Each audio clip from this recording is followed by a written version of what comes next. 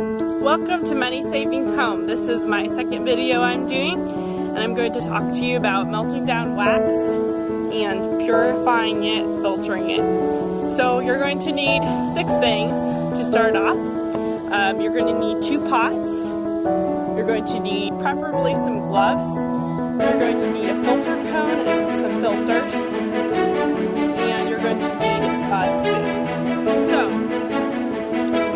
you're going to use this only for the wax because it's really hard to clean your utensils once you use them. Wax is really hard to clean up, so I would suggest just using them for the wax. So you could go to Goodwill and purchase a couple pots for fairly cheap, a couple dollars, and so that would be really good. One pot was not as big as the other one. The bigger pot I used to put the filter in and the filter cone and the filters in.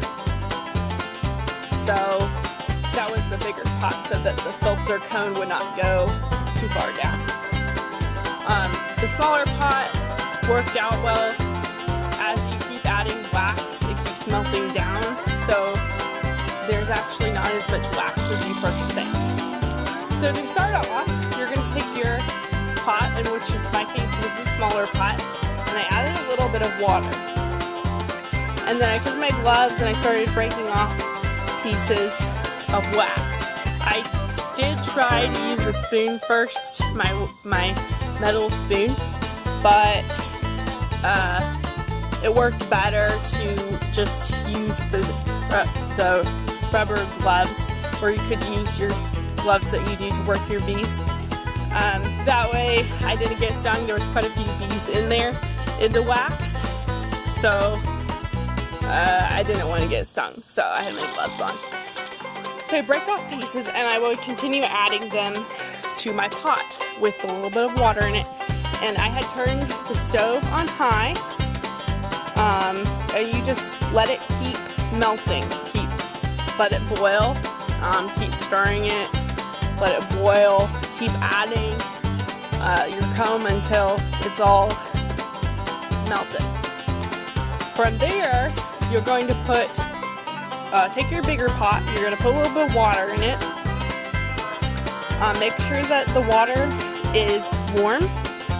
That way when you put the wax through the filter and it hits the water, that it doesn't turn hard on you. But no big deal if it does, because you can just heat it right back up and it'll come all even.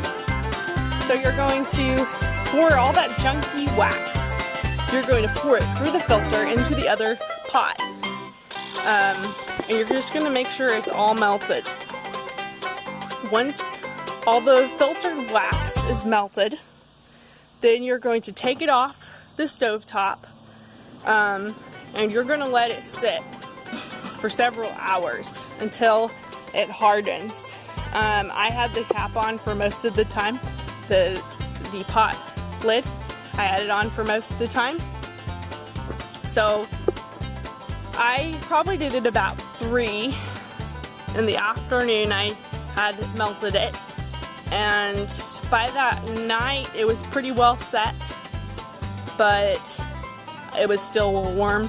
So I waited till the next morning at about 10, and it was all good to go. It was hardened. And it has separated, the wax had separated from the water, and all the stuff, the junky stuff that had gone through the filter went with the water. It did not go with the wax. So that was great. And all I had to do was take that chunk of wax out, and I washed that junky water stuff off, and then there was still a little bit on the bottom where I'd been in contact with that dirty water. There was some a black spot, so I took my hive tool and I just scraped that off. And then you could take a rag or something and just wipe that block of wax, and you're good to go. It's really simple, really easy. I really would suggest it. And as far as the filter goes, the cone and the filters.